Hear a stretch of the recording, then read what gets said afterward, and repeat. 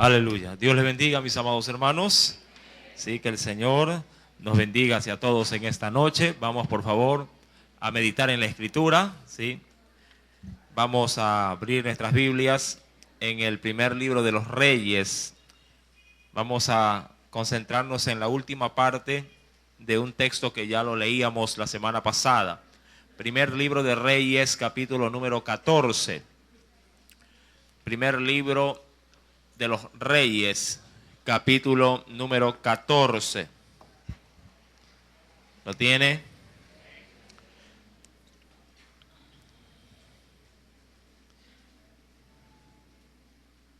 Verso número 15 al verso 20 vamos a leer.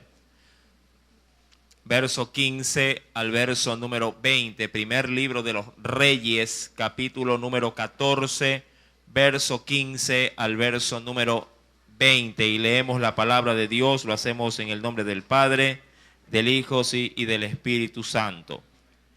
Jehová sacudirá a Israel a modo que la caña se agita en las aguas, y él arrancará a Israel de esta buena tierra que había dado a sus padres, y los esparcirá más allá del Éufrates, por cuanto han hecho sus imágenes de acera, enojando a Jehová.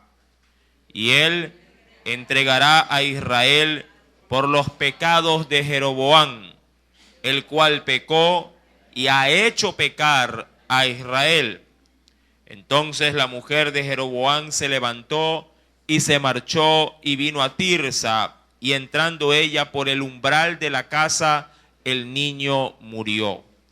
Y lo enterraron y lo endechó todo Israel conforme a la palabra de Jehová, la cual él había hablado por su siervo el profeta Ahías. Los demás hechos de Jeroboam, las guerras que hizo y cómo reinó, todo está escrito en el libro de las historias de los reyes de Israel. Todos el verso 20.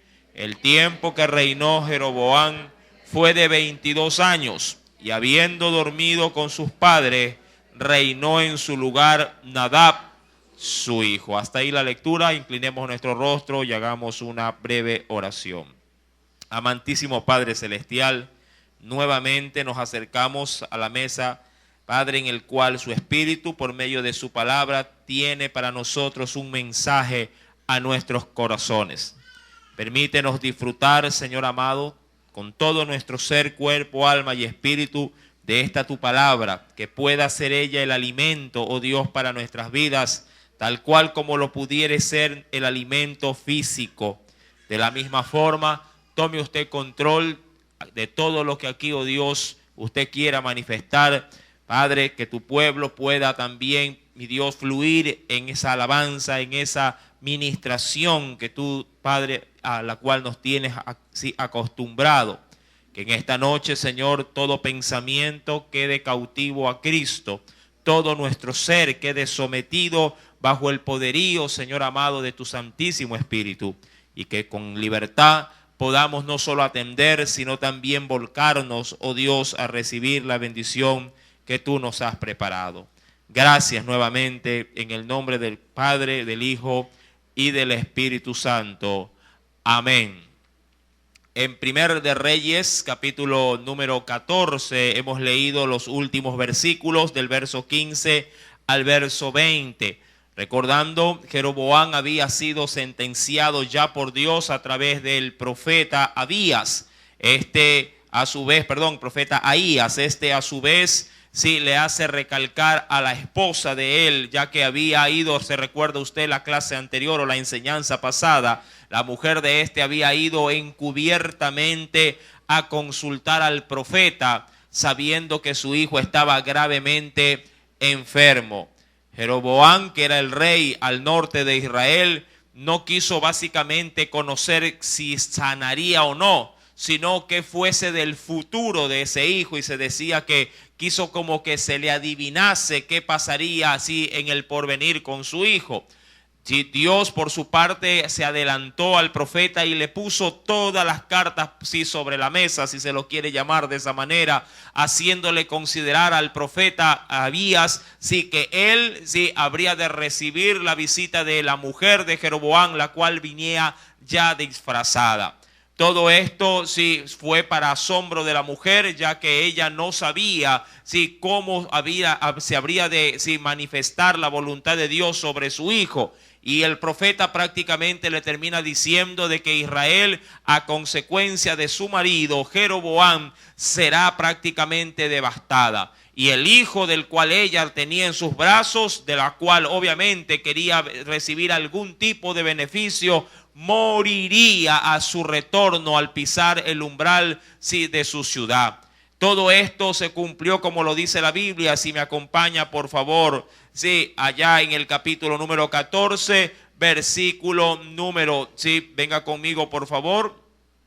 Versículo número 18, y lo enterraron, dice la Escritura, y lo endechó todo Israel conforme a la palabra de Jehová, el cual había hablado por su siervo, el profeta Ahías. Ahora, en esta noche vamos a concentrarnos en los dos últimos versículos de esta porción bíblica del capítulo 14. Los hechos o acontecimientos finales que le precedieron antes del sucesor de Jeroboam, rey de Israel. Es decir, antes del aparecimiento de Abías, hijo de Jeroboam. Dice en el versículo número 19, los demás hechos de Jeroboam, las guerras que hizo y cómo reinó, todo, dice ahí, está escrito en el libro de las historias de los reyes de Israel. Para ello, por favor, trasladémonos al segundo libro de las Crónicas. Vamos a, sobre todo, a concentrarnos en una batalla final que definirá, prácticamente el reinado de Jeroboam y las consecuencias que también Dios le había anticipado por su pecado de idolatría. Venga conmigo, por favor, al segundo libro de las Crónicas, capítulo número 13. Segundo libro de las Crónicas, capítulo número 13. Usted debe recordar que mientras Jeroboam reinaba al norte de Israel, Roboam lo hacía al sur de Israel. Pero así también como Jeroboam habría de tener un sucesor, luego también aparecería un sucesor de Roboam, propiamente hablando de un hombre llamado Abías. Versículo primero, vamos a leer en porciones bíblicas, en extractos de ella para poderlos analizar.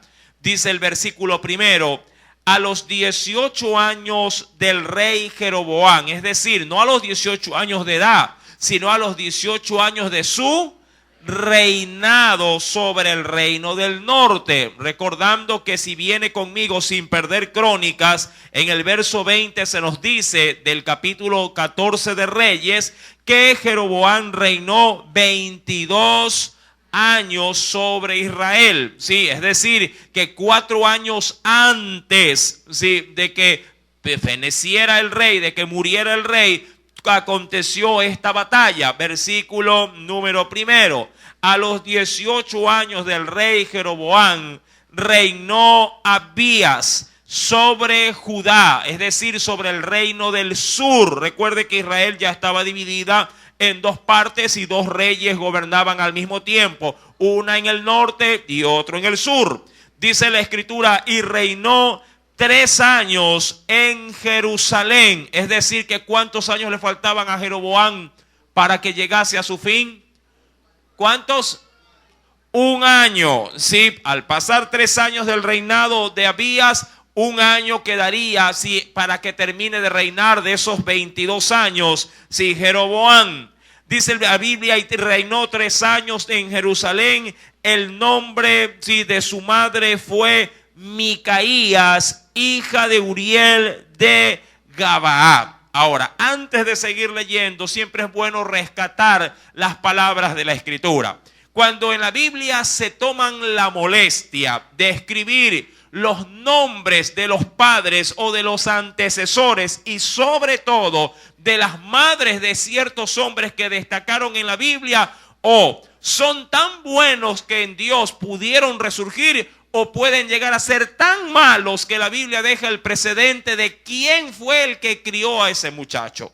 En este caso en particular, Abías es considerado desde el nombre de su madre, haciendo notorio lo loable que se había llevado, que se había conducido la crianza de este muchacho. Siempre en la Escritura, cuando usted encuentre este tipo de, diríamos, de detalles, debe de hurgar un poquito y reconocer por qué la Biblia se toma la molestia de nombrar a las mamás, ¿sí?, de ciertos personajes. Ya que, como le mencioné, puede ser que la misma palabra realce la labor de ese padre o de esa madre, o a su vez también aplaste la mala conducción que tuvieron a la hora de criar a sus hijos. Siempre cuando en la Biblia encontramos detalles como estos, sí son de gran aporte espiritual, ya que la labor que una madre o un padre puede hacer tiene un reflejo vivo en la Escritura, es decir, puede ser resaltado en la Biblia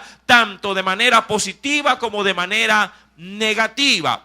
En el versículo número 2, la Biblia, la palabra del Señor resalta la madre, el nombre de la madre de Abías. Dice la Biblia, el nombre de su madre fue Micaías, hija de Uriel. ¿De qué región?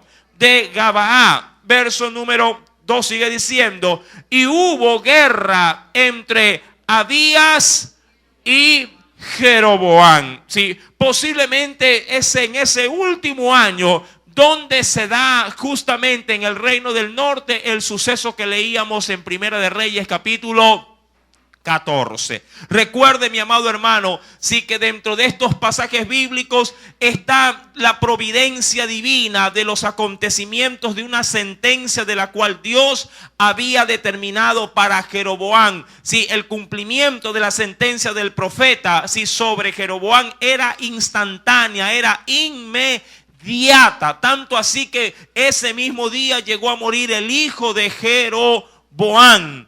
Verso número 3. Entonces Abías, sí, recordando este personaje, sí, ordenó batalla con un ejército de ¿cuántas personas? Ahora, ¿eso es poco o es mucho?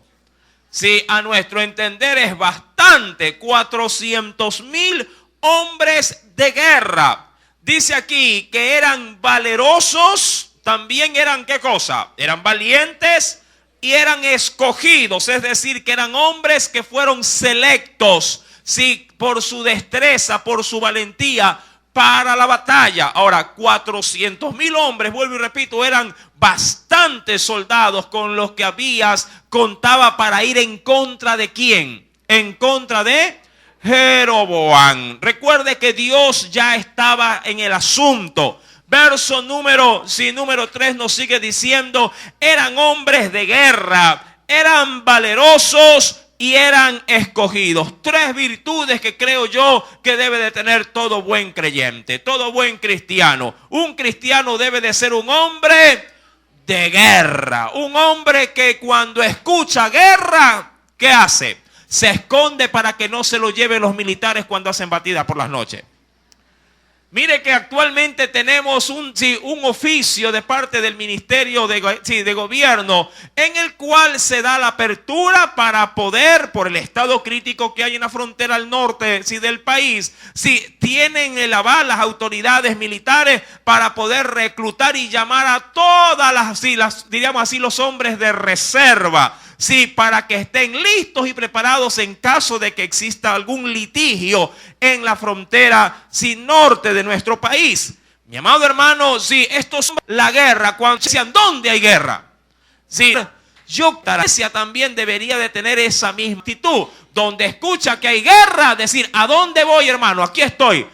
Tómeme en cuenta porque yo quiero ir a batallar. Yo quiero ir, claro, no a pelear de puño, sino a pelear la buena batalla de la fe. Hay quienes por evitar la guerra, como se decía en la enseñanza del día de ayer, ¿se recuerda usted una palabrita que se hizo bastante, diríamos, profundidad en ella. ¿Cuántos recuerdan? ¿Cuál era? Eran indulgentes, tolerantes también se le mencionó a manera de sinónimo. Mucha gente, por ser demasiado indulgente, no quiere meterse a la guerra. Mi amado hermano, ellos escuchaban guerra, paraban, digo yo, así, sus 5 sentidos y decían: yo estoy, cuenten conmigo. Pero no solamente que querían estar en guerra, ¿sí? Porque sí, de pronto era una virtud en ellos, sino que también, dice la Biblia, eran hombres muy valientes, hombres valerosos. Y rescato estas virtudes, mi amado hermano, porque a la verdad la Biblia también nos lo demanda. Si usted va al libro de Josué, recuerde lo que el Señor en 3 oportunidades le dice a su siervo llamado Josué, diciéndole: esfuérzate y sé valiente, esfuérzate y sé muy valiente, porque Dios sabía las batallas, las guerras que Josué y su pueblo encontrarían en la tierra de Canaán.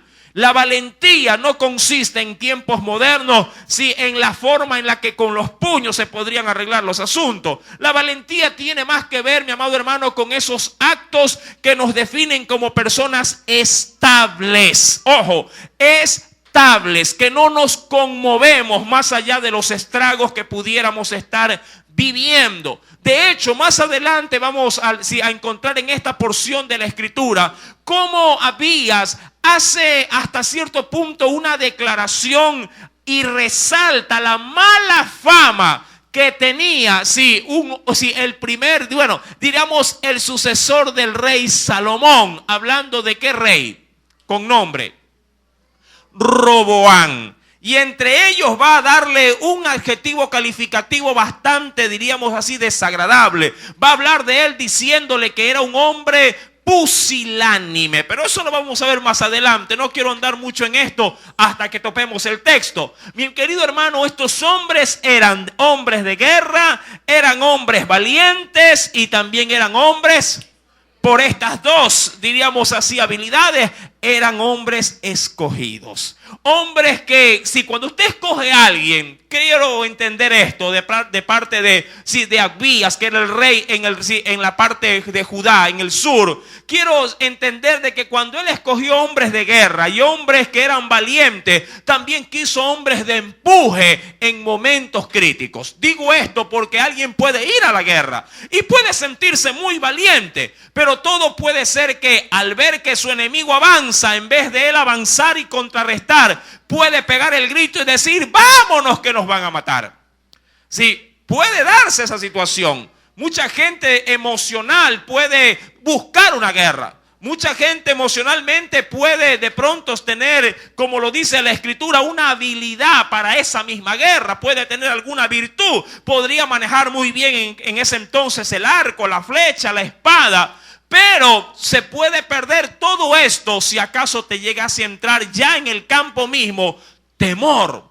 Mi querido hermano, se ha sabido a través de la historia universal que muchas batallas se han perdido porque uno ha desanimado a todos a todo el batallón de infantería. Porque uno retrocedió, todo se vino para abajo. Dios, a través de su palabra nos enseña estas preciosas virtudes en hombres que se dispusieron para pelear contra Jeroboam. Hombres de guerra, hombres valerosos y escogidos. Verso número 3 sigue diciendo: y Jeroboam, ahora, qué interesante, ordenó batalla contra él. Recordando que ¿quién tomó la iniciativa en la guerra? Abías. Y Jeroboam ordenó batalla contra Abías. ¿Con cuántos dice la Biblia? Puede leerlo, por favor. Con 800,000 hombres y las mismas virtudes. Escogidos, fuertes y valerosos. De ambos bandos, pero con una pequeña, digo yo, o gran diferencia. ¿Cuál? El número eran el doble. 800,000 hombres. Ahora, era más que entendible que Jeroboam tuviese más ejército que, en este caso, que Abías, porque él tenía a su haber ¿cuántas tribus? 10 tribus en Israel. Sí, era, diríamos, en sí sí, él tenía diríamos, de las quintas partes, tenía 4 partes del reino. Sí, y obvio, mucho más personal dispuesto para poder hacer frente en una batalla. Hablamos pues entonces de manera pragmática un ejército de 800,000 y un ejército de 400,000. Pero usted debe de entender que quien provoca la guerra no es Jeroboam, sino Abías. Los menos confrontan a los más. ¿Sí? Y esto, mi amado hermano, porque Dios había dado una palabra, que el reino de Jeroboam no continuaría más. Versículo número 4. Léalo, por favor.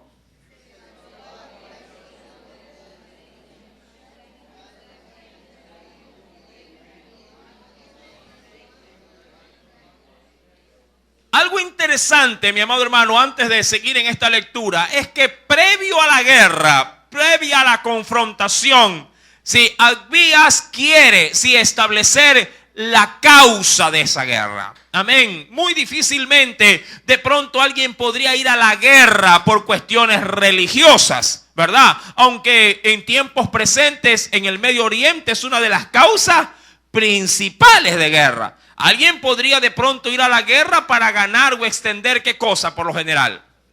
Territorio, ¿verdad? Alguien podría ir a la guerra porque se ve afectado en contra de un enemigo, sí, de pronto cercano o lejano, que viene a quitarle sus posesiones y podría, diríamos, declararse la guerra. Mas, sin embargo, esta guerra sí podría considerar, como lo dicen en la actualidad, como una guerra santa. Una guerra entre el cual sale a resaltar la devoción de una nación hacia Dios y digamos que la contraparte es una sociedad entregada a la idolatría. En el versículo número 4 nos dice que Abías le dice, desde los montes, para que todo mundo lo pueda escuchar, desde el monte de Efraín le dijo: oídme Jeroboam y todo Israel. Ahora, ¿cuántos tenemos en ese escenario? ¿Cuántas personas hay? De manera exacta, ¿cuántas? ¿Cuántas tenemos?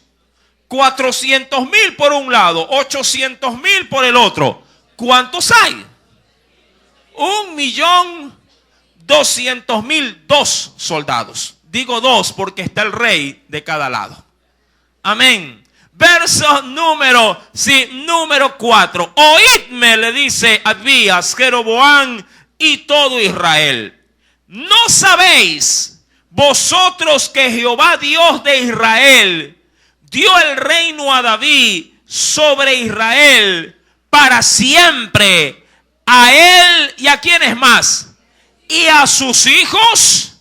Y abajo dice de esa porción bíblica: bajo pacto de ¿qué? Bajo pacto de sal. Ahora, ¿qué representan estas palabras? Bajo pacto de sal. Acompáñeme por favor, ya estamos en el Antiguo Testamento, pero vámonos al Pentateuco. Vámonos al libro de los Números. Acompáñeme por favor al 4.º libro de la Biblia. Libro de Números, capítulo número 18. Libro de los Números, capítulo número 18. Veamos la referencia y por qué Abías lo toma como una base para poder manifestarla al pueblo. Números capítulo 18. ¿Lo tiene? Leamos versículos desde el 17 en adelante. Verso número 17, quiero llegar hasta el 19, pero empiezo desde el 17 para tomar toda la porción bíblica y entenderla. ¿Lo tiene? Dice la escritura, verso 17: mas el primogénito de vaca, el primogénito de oveja y el primogénito de cabra no redimirás, es decir, no lo podrás salvar. Santificados son, la sangre de ellos rociarás sobre el altar y quemarás la grosura de ellos, ofrenda encendida en olor grato a Jehová. Ahora, para poder adentrarnos en este pasaje bíblico es necesario entender el contexto. Dios está dando órdenes explícitas a los sacerdotes de qué forma o de qué manera se deben de llevar a cabo los sacrificios, para con el pueblo. Versículo número 18. Y la carne de esos sacrificios de ellos será tuya, como el pecho de la ofrenda mecida y como la espaldilla derecha será tuya. Es decir, que de las ofrendas que el pueblo traía para sacrificio por los pecados, ellos cortaban luego de que había sido sacrificada la porción que les correspondía conforme a lo que estaba ordenado, no antes. Recuerde que por un pecado semejante fueron castigados duramente los hijos de los sumos sacerdotes, por exacar con anticipación lo que Dios les había dado por heredad. Verso número 19. Aquí ponga mucha atención. Todas las ofrendas elevadas de las cosas santas que los hijos de Israel ofrecieren a Jehová, las he dado ¿para quién? Las he dado para ti y para tus hijos y para tus hijas contigo por estatuto perpetuo. ¿Pacto de qué? Pacto de sal. Perpetuo es delante de Jehová para ti y para tu descendencia. Dice ahí, ¿con quién? Y tu descendencia contigo. Pacto de sal. Mi amado hermano, era obligatorio, sobre todo cuando se ofrecía carne, prepararla anticipadamente con sal para que ésta pudiera preservarse. Toda carne tenía, cuando a veces había en demasía, los sacrificios por los pecados, así el pueblo anticipaba para que ésta pudiera mantenerse en su carne, en su textura, y que no se le vaya a podrir, prepararla o adobarla con sal solo para preservarla, no para comerla.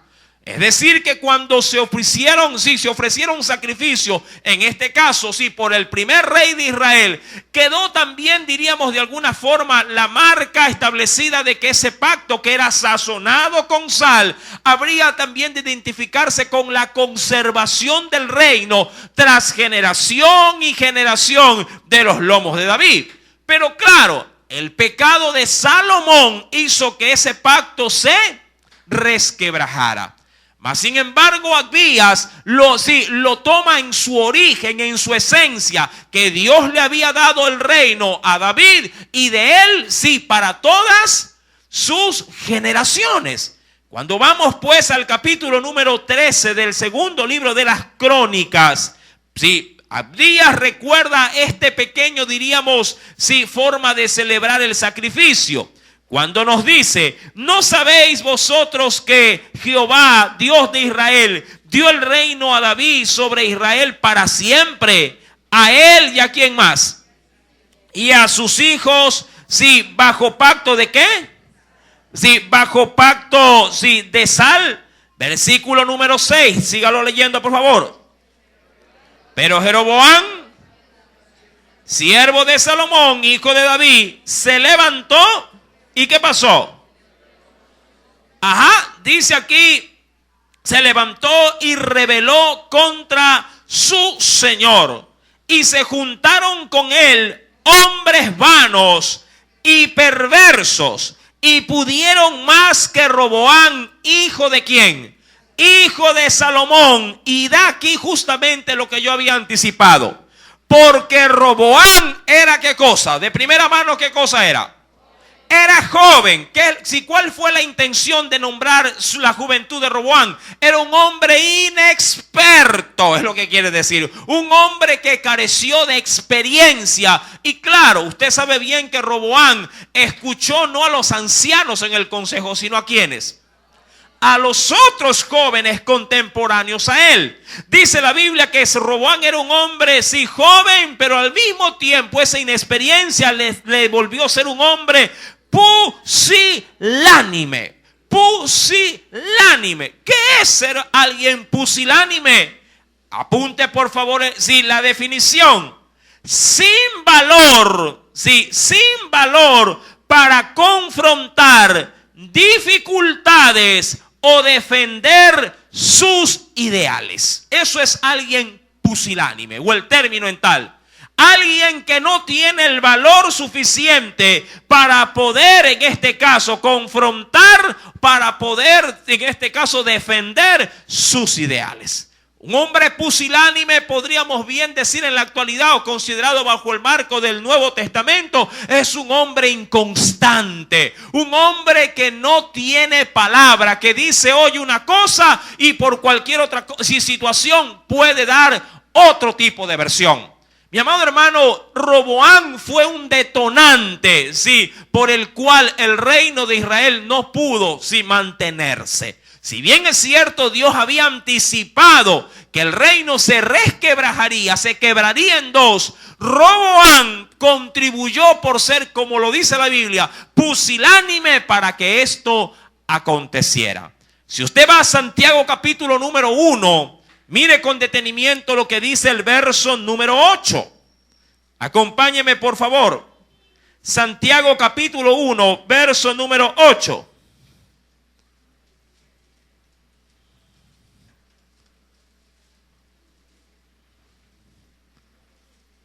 ¿Lo tiene? ¿Qué nos dice? ¿Alguien lo podría leer a viva voz? El hombre de doble ánimo es inconstante en todos sus caminos.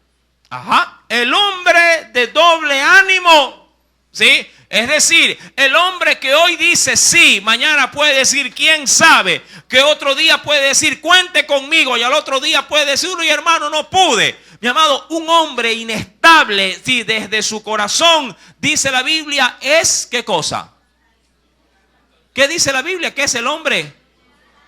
Inconstante, sí, es decir, nunca se puede contar con él de manera firme. Hoy dice sí, estuvo un tiempo y luego abandona el barco. Mi amado hermano, no podemos caer sí, en este tipo, diríamos, de condiciones a la hora de ser ante los ojos de Dios firmes. Si usted bien dijo Jesús, si su sí sea sí y si es no, sea no. Todo lo que no procede de esto es pecado. Sí, eso en función de la forma en la que debe de actuar o debe de vivir un creyente. Si usted quiere respaldar algo, aférrese a ese algo. Si no se mueva y no permita tampoco que las situaciones le hagan cambiar de parecer. Yo le aseguro que en su trabajo usted está obligado a hacer sus tareas más allá de cualquier situación que le pudiese estar de pronto agobiando. Porque a veces nos toca hasta ir enfermos a cumplir con las responsabilidades, ¿verdad? Laborales, sin importar cómo nos sintamos. Un hombre que solamente demuestra firmeza para tareas seculares, pero que no las demuestra en las tareas espirituales, bien podría ser considerado un hombre de doble ánimo. Sí para el mundo, pero no para las cosas de Dios. También puede pasar a la inversa, que siempre está 20 sobre 20, diríamos en su calificación en cosas espirituales, pero se queda de año cuando se trata de ser responsable en las cosas seculares. Dicen muchos, sí, pero si yo siempre estoy buscando el rostro de Dios, no me pierdo los cultos, voy a todo, pero cuando le dicen préstame la libreta de calificaciones y déjame ver tus notas, es uno de los peores estudiantes. Sí, mi amado hermano, se debe de ser, diríamos, constante tanto en lo espiritual como en lo secular. Algo que quisiera antes de avanzar, sí, un texto bíblico que se me escapó a la verdad. En Levítico capítulo 2, verso 13.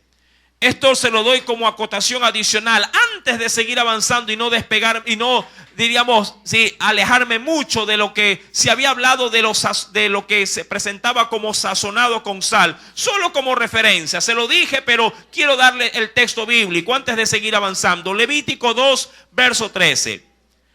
Sí, capítulo 2, verso 13. Se me pasó por alto, pero solamente se lo digo, sí, a fin de que lo lea y seguimos avanzando. Se lo mencioné, pero no le di la referencia, es lo que le quiero decir. Levítico 2, verso número 13. ¿Lo tiene? Dice el texto bíblico: y sazonarás ¿Lo tiene ya? Y sazonarás con sal toda ofrenda que presentes, y no harás que falte jamás de tu ofrenda, ¿qué cosa? La sal del pacto de tu Dios. En toda ofrenda tuya ofrecerás sal. Claro, ya le había dicho el por qué. Porque la sal, ¿qué hace con la carne? La preserva. Sí, hasta cierto punto podríamos decir que por eso Jesús le dijo a sus discípulos: vosotros sois la sal. ¿De qué? De la tierra. Sí, si en tu vida no hay esa sazón espiritual, sí, pondrás insípido al lugar que tú fueres. Bien, continuamos. Sí, estamos en Crónicas capítulo número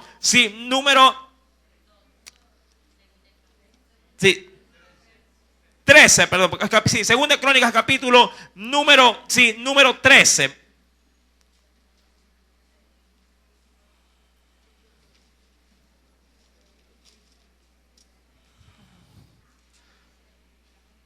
Ahí estamos, sí. Listo, mire que moví la página y se me movió todo.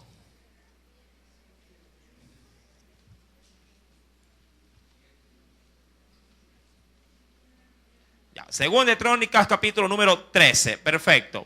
Sí.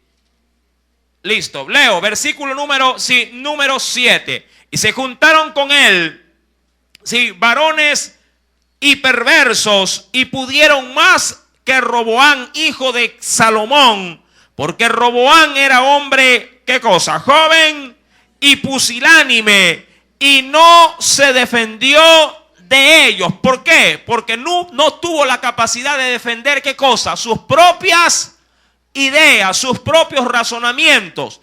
Y ahora vosotros, dice todavía Abías, se recuerda que le está hablando al rey y a esos 800,000 hombres de guerra. Y ahora vosotros tratáis de resistir al reino de Jehová en mano de los hijos de David. Porque sois, y claro que eran muchos, sois muchos y tenéis con vosotros, eso era lo malo, los becerros de oro que Jeroboam os hizo por dioses. Verso número 9, léelo.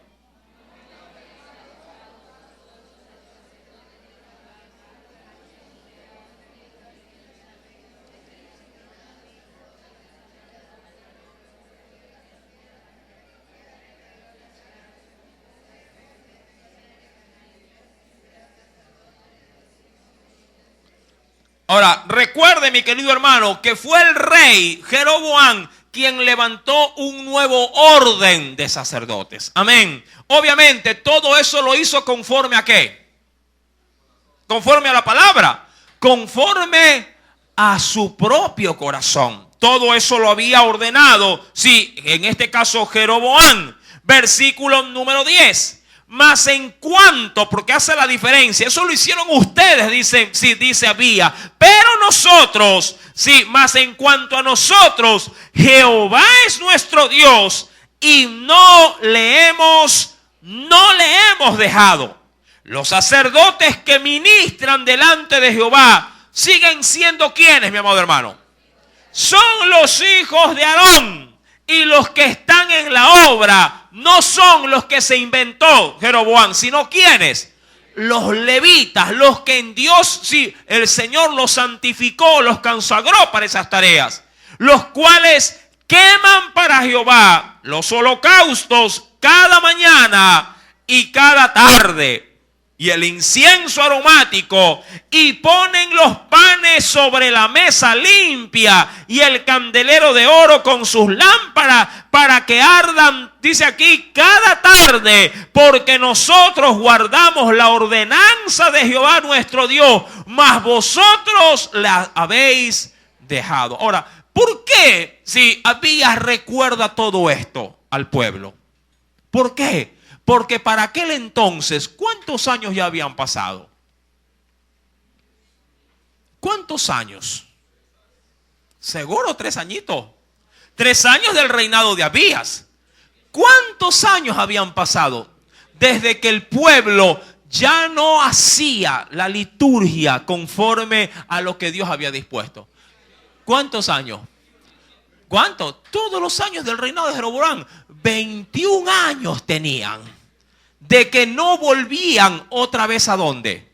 Al templo en Jerusalén. ¿Usted no cree que en toda esa generación alguien no pudo haber dicho: uy, cómo extraño ver al sumo sacerdote con su vestidura sobre el altar, depositando ahí de pronto sí la ofrenda para ser quemada? Si tenemos tiempo que no llevamos, sí, conforme lo ha recordado Abías, si llevamos toda la labor para que sean los levitas quienes puedan ministrar, mi amado, el pueblo ya prácticamente estaba olvidado. Imagínense a cuántos muchachos nacieron en esos 21 años que no conocían el templo, que no conocían lo que era un sumo sacerdote, o por lo menos no como Dios lo había establecido.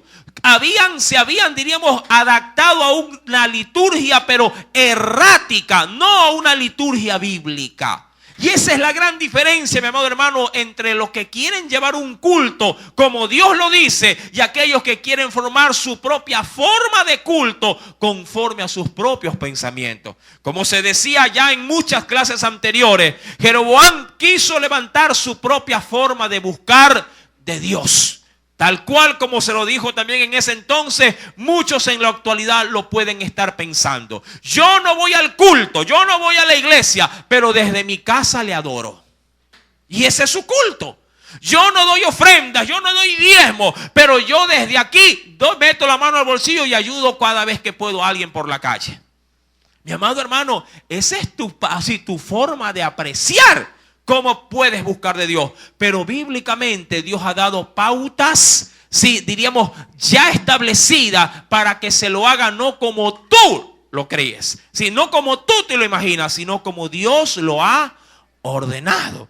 Bien dice la palabra: no son mis caminos igual que los tuyos, ni mis pensamientos como tus pensamientos.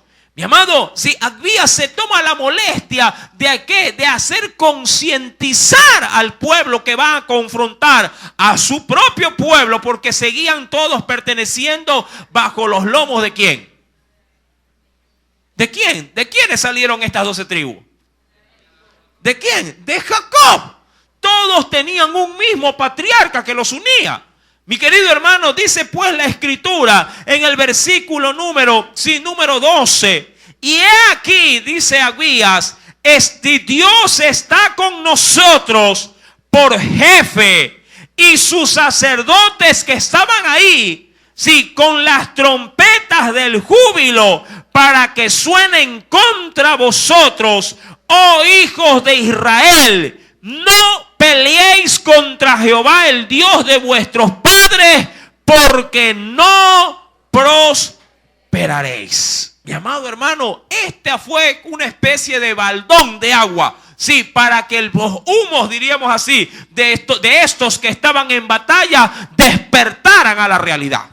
Mi amado, y algo importante: Israel, hablando de las 10 tribus comandadas por Jeroboam, no iba a pelear con las otras 2 tribus restantes. Iba a tener una pelea contra ¿quién? Dice el rey.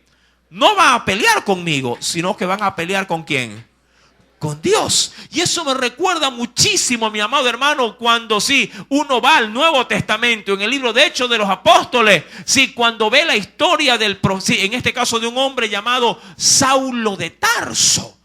Cuando él persigue a la iglesia, cuando él confronta y mata a cristianos, luego Cristo le sale al encuentro y no le dice, oye, ¿por qué estás matando a mis discípulos? No le dice, oye, pero ¿por qué estás dándole prisión a mis seguidores? No, Jesús no le dice eso. ¿Qué le dice Jesús? ¿Por qué me persigues? Yo pregunto, Saulo en algún momento se conoció con Jesús. En algún momento Saulo siguió a Jesús de manera personal, física, para irlo a coger preso. No, mi amado hermano. Pero al hacerlo contra uno de sus pequeñitos, era como que si lo estuviese haciendo directamente con él. Mi amado hermano, es lo que está prácticamente también haciendo o diciendo Abías. Cuando vamos pues al versículo número 14, luego de la advertencia para ver si encontraba algo de conciencia en medio de ese pueblo, dice la Biblia: verso número 13. Pero Jeroboam hizo tender una emboscada. Claro, tenía personal para hacerlo. ¿Cuántos tenía? 800,000. Bien pudo haber dicho, 400,000 frente al ejército de Abías. Y los otros 400,000, denle la vuelta. Ataquen, ¿qué cosa? La retaguardia. Verso número 13. Pero Jeroboam hizo tender en una emboscada para venir a ellos por la espalda. Y estando así delante de ellos, la emboscada estaba también a espaldas ¿de quién? De Judá. Yo me imagino a Jeroboam diciendo, no importa lo que este rey loco quiera decirle al pueblo, igual hoy estás perdido. Hoy igual estás derrotado. No importa si me haces o no acuerdo de la palabra. Aquí va a ganar el que tiene más gente. Y el que tiene la mejor, ¿qué dice? Estrategia para pelear. Claro, eso es lo que dice el mundo. Pero otra cosa es lo que dice Dios.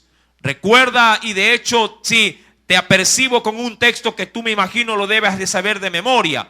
Zacarías capítulo 4, verso 6.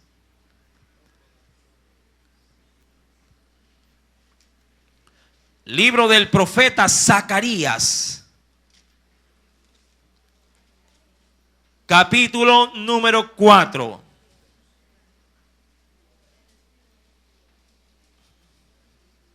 Verso número 6. ¿Lo tiene? Ya lo encontró. ¿Está Zacarías en la Biblia? Claro que está en la Biblia. No lo busquen en el Nuevo Testamento, está en el Antiguo. Vaya, corra al índice. No le puedo decir entre Ageo y el profeta Malaquías, porque después dice, también están en la Biblia. Claro, todos están en la Biblia. Sí, ¿ya lo encontró? Zacarías capítulo número 4, verso 6, dice la escritura, entonces respondió y me habló diciendo, esta es palabra de Jehová. Y eso era lo que hablaba Abías. Esto es palabra de Jehová a Zorobabel, que dice, no con ejército, y vaya que tenía un ejército Jeroboam, no con ejército, ni con fuerza, sino con mi espíritu, ha dicho Jehová de los ejércitos. Amén. No habría de ser la estrategia militar que Jeroboam ha plantado en el campo de batalla. No habría de ser tampoco la cantidad de soldados diestros como los tenía Abías los que habrían de ganar esa guerra. El que habría de poner diríamos la tilde sobre esa I, es, mi amado hermano, lo que el Espíritu Santo había establecido. Cuando uno avanza a Crónicas capítulo número 13, verso número 14, es concluyente. Recuerde, tenemos a 1.200.000 soldados en batalla. Y cuando miró Judá, he aquí que tenía batalla. ¿Por dónde? Por delante y a las espaldas. Porque dice aquí, por lo cual clamaron a Jehová y los sacerdotes tocaron trompetas. Ahora, mi amado hermano, esta práctica de tocar trompeta en batalla solo se daban por dos razones. Solo por dos. Una, para poder anunciar victoria. Y otra, para anunciar retirada. Dice la escritura, versículo número, venga conmigo nuevamente, verso número 14. Cuando miró Judá, es decir, la minoría, los 400,000, he aquí que tenían batalla tanto por delante como a las espaldas. ¿Cuántos se han sentido así a veces en la vida? Que tienen guerra por todo lado. Que si no están confrontando una lucha desde adentro, desde el hogar, también vienen con problemas desde afuera, diríamos las espaldas, desde el trabajo. No hay cosa más calamitosa que tener conflictos en estas dos áreas. Digo esto porque suele ser a veces el estándar de nuestra vida. Si no estamos en casa, ¿dónde estamos? Estamos en el trabajo. Bueno, para el pueblo cristiano cambia a veces el escenario. Si no está en el trabajo, ¿dónde puede estar? En la iglesia. Si no está en la iglesia, ¿dónde puede estar? En la casa. Y en ese triángulo se mueve, ¿verdad? Pero tener conflictos en esas tres áreas, wow, dirá cualquiera. No, pues hermano, yo por lo menos en uno de esos tres necesito recibir algo de calma, algo de alivio. Mi amado, si estos hombres salen a la batalla y tienen guerra adelante y tienen guerra por detrás, ¿qué hacen? ¿Cuál es la forma en la que ellos van a establecer su estrategia? Diría yo, ya en el campo de batalla no hay manera de hacer estrategia. Toca simplemente, ¿qué cosa? Luchar. Toca solamente meter la mano a la funda o la vaina de la espada y sacarla, empuñarla y ganar o morir. Mi amado hermano, si estos hombres, estos 400,000 están en ese atolladero, dice el versículo número 14, entonces ellos, ¿qué hicieron al verse, rodeados de sus enemigos? ¿Clamaron a quién? Clamaron a Jehová. Versículo número 14, y los sacerdotes tocaron, en ese momento que claman, ¿qué hicieron los sacerdotes? Tocaron trompeta. Digo que me imagino ese escenario algo semejante a lo que pasó hace cientos de años atrás con un primer gran líder también de guerra, Josué, frente a las murallas de Jericó. Ellos dijeron, ¿qué hacemos? Me imagino que vieron a Abías, pero gracias a Dios, él estaba rodeado de gente con tres virtudes: hombres de guerra, valerosos y escogidos. Sí, es que a la guerra no se puede llevar gente temerosa, no se puede llevar gente pusilánime. Imagínense que digo, avancemos, no retrocedamos. No, usted ha venido a la guerra. No, yo pensé que esto iba a ser un camping. Mi amado hermano, ellos sí clamaron a Jehová. Mire, siendo hombres de guerra, hombres valerosos y hombres escogidos, igual tenían a su Dios por encima de estas virtudes humanas. Amén. Tuvieron a Dios por encima de estas virtudes, de todo esto, de este conflicto. Dice la escritura, los sacerdotes tocan trompetas. Entonces los de Judá gritaron con fuerza, es decir, trataron de que su voz alcance el tono de ¿qué? De la trompeta. Trataron de ponerse al unísono para identificarse con la labor de los sacerdotes que estaban también en batalla. Y esto es importante también poder, diríamos, resaltar en medio de este cuadro bíblico. Los sacerdotes también tienen que ir a la guerra. Amén. Esto no se trata de que el pueblo avanza, como suele pasar a veces en guerras modernas. Avanza la infantería y los generales, ¿dónde están? ¿Dónde se quedaron los generales?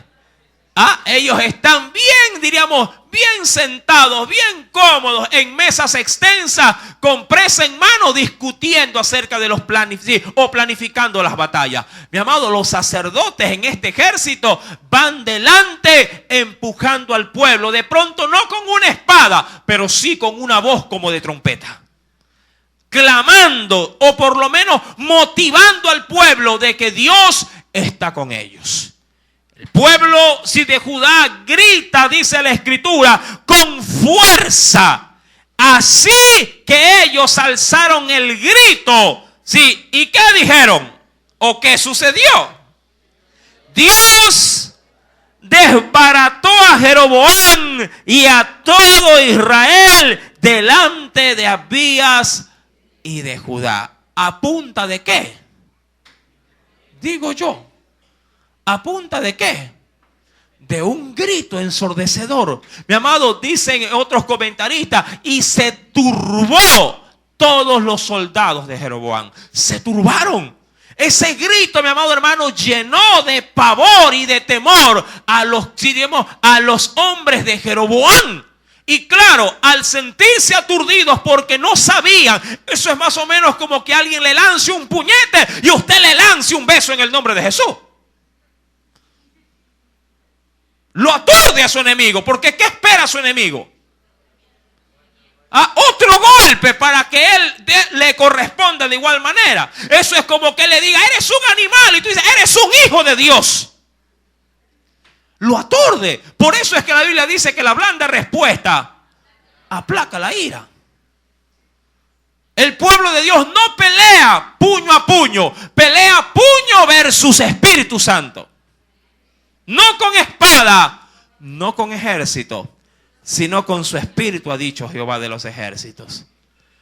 Y enfrente a esta situación, mi amado hermano, todo el ejército se turba. Y claro, una vez perdida la concentración en batalla, entró el ejército y arremetió contra los 800,000. ¿Sabe cuántos murieron en ese día? ¿Lo quiere saber esta semana o la próxima? La próxima, ¿se le hace tarde para la novela? No. Verso número 16. Y huyeron los hijos de Israel delante de Judá, y Dios los entregó en sus manos. Y Abías y su gente hicieron en ellos una gran matanza, y cayeron heridos de Israel 500,000 hombres escogidos, 500,000 de soldados. Tremenda matanza. 500,000 de hombres sí cayeron. Así fueron humillados los hijos de Israel en aquel tiempo, y los hijos de Judá prevalecieron porque se apoyaron ¿en quién? En Jehová, el Dios de sus padres. ¿Cuántos se apoyan en ese Dios a la presente fecha? Amén. Si te apoyas en Él, Él te dará la victoria también, aun cuando tú puedas verte rodeado de males. Amados, ese Dios es al cual usted sirve. Él ha dicho en su palabra que no cambia. Nosotros a veces sí somos los que cambiamos.